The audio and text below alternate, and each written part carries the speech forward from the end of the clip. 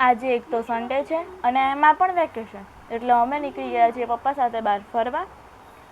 અને તમને ઘણા બધા પ્રશ્નો થતા હશે કે અમે ક્યાં જઈ રહ્યા છીએ, શું કરવાના છીએ અને ક્યાં જઈ રહ્યા છીએ. અને આ બધા સવાલોનો જવાબ તમને આ વિડીયોમાં મળી જશે, પણ એની માટે તમારે આ વિડીયોને લાસ્ટ સુધી જોવો પડશે. અને હવે અમે ફાઇનલી પહોંચી ગયા છીએ એ પ્લેસ પર.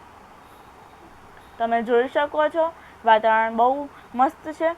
અને હવે અમે એન્ટર કરી ગયા છીએ એ જગ્યાએ. અને અહીંયા મસ્ત એક્સપિરિયન્સ માણવા માટે એક વસ્તુ બનાવેલી છે, જ્યાં અમે એક્સપિરિયન્સ માણીએ છીએ. બહુ નજીકથી અમે માછલીઓને જોઈ શકીએ છીએ. અને આ ખૂબ સારો એક્સપિરિયન્સ રહ્યો છે. અને આ જગ્યાને સાફ કરી રહ્યા છીએ. અને આ બધી માછલીઓ બહુ જ એટ્રેક્ટિવ છે અને બહુ જ સારી લાગી અમને. અમે આ જોતાં જોતાં એના નામ પણ વાંચતા જતા હતા. આવી રીતે આ છે ઇન્ડિયન ઝોન, જ્યાં ઇન્ડિયન ફિશિસ છે. અને આ છે સિલ્વર કલર જેવી લાગે છે, પણ એનું નામ છે ગોલ્ડન ફિશ.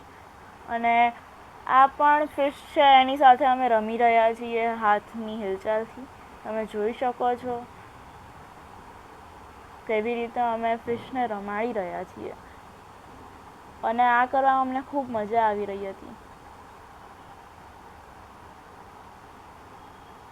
મન તો થતું હતું કે ત્યાં જ રોકાઈ જવું, પણ એ શક્ય નહોતું.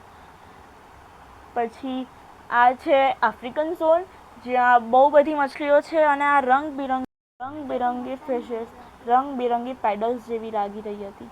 અને આ ફિશ જે વ્હાઈટ છે ટોટલી, એનો પણ કંઈક અલગ જ લુક હતો.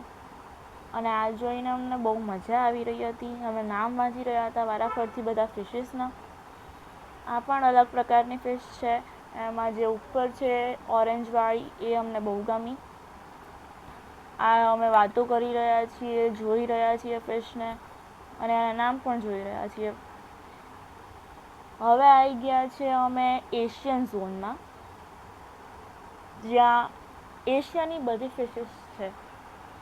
આ ફિશમાં અમને સૌથી ઉપરવાળી ગમી. અને આ તો તમને જે લાગી રહ્યું છે, ગેસ કરો.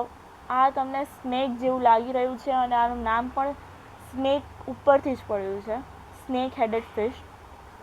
અને આ તો ખૂબ સુંદર છે. આ ગોલ્ડન ફિશિસ છે. અને આ બહુ જ સુંદર લાગે છે. આ પણ અલગ ફિશ છે. આ પણ એશિયન ઝોનની જ છે. અને આમના મોઢા જોઈને અમે ડિસાઈડ કરી રહ્યા હતા કે અમને કઈ ગમે છે, કારણ કે આમના મોઢા બહુ અલગ અલગ છે. અને આ તો ભાઈ અલગ જ છે આ ફિશ. આ ઉડી રહી છે, તમે જોઈ શકો છો. એની ટેલ કેટલી લાંબી છે. આ તો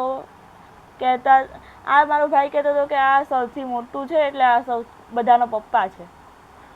અને આ રીતે આ જોક ટાઈપ બની ગયું એક. અને અમે બહુ મજા કરી. અને આ ફિશ બહુ અલગ જ ટાઈપની છે. આવી ફિશ મેં પહેલી વાર જોઈ એમ. હવે અમે શાર્ક ઝોનની બહુ જ નજીક હતા, જેની અમને આતુરતાથી આમ રાહ હતી. અને હવે ફાઇનલી અમે પહોંચવા આવ્યા છીએ શાર્ક ઝોનમાં. આ એની પહેલાંનો ઝોન છે, એશિયન ઝોન જ. આ સી ટર્ટલ છે, ઇન્ડિયન સી ટર્ટલ, જે બહુ હવે ઓછા રહ્યા છે. અને આમાં પણ બે જ છે ખાલી. હવે આ ફાઇનલી જે અમે રાહ જોતા હતા એ આવી ગયો છે, શાર્ક ઝોન. અને આમાં બહુ બધી શાર્ક્સ છે, અલગ અલગ ટાઈપની.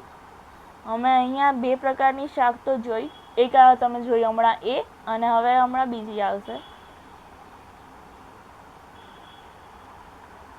આ વાળી.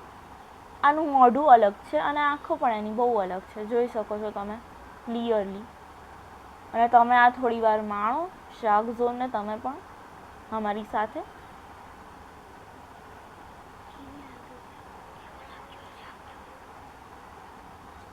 અને આ શાર્ક ઝોન અમને બહુ જ ગમ્યું અને મજા પણ આવી ત્યાં. સૌથી વધારે મજા અમને શાર્ક ઝોનમાં આવેલી. હજી અમે ત્યાં જ છીએ, અમને શાક જોવામાં બહુ મજા આવી રહી છે. જો તમે જોઈ શકો છો આ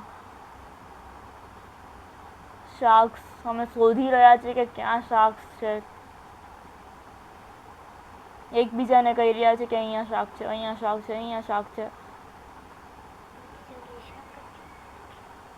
અને અમે જોયું કે અહીંયા બહુ બધી શાર્ક્સ છે. અને અમે જોયું કે એક શાર્ક એક નાની અમથી માછલીને ખાઈ ગઈ. અને પછી અમે હવે તૈયારીમાં છીએ કે અમે નીકળીએ હવે શાર્ક ઝોનમાંથી. જોકે મન તો થતું નહોતું પણ નીકળવાનું હતું. અને આ પણ શાર્ક્સ જ છે, બટ એની સાથે બીજી પણ ફિશ. આ અમે ફોટા પાડેલા ત્યાં એ. અને આ હવે હું તમને કહી દઉં કે આ અમે એક્વેટિક ગેલેરીમાં આવેલા છીએ, સાયન્સ સિટી અમદાવાદમાં.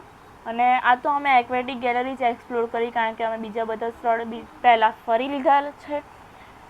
તમે અહીંયા આવો તો તમે વન ડે પિકનિક જેવું કરી શકો છો. અહીંયા બહુ બધા અલગ અલગ ઝોન છે, તમે ત્યાં અલગ અલગ ગેલેરી પણ છે, તમે એ બધું પણ એક્સપ્લોર કરી શકો છો.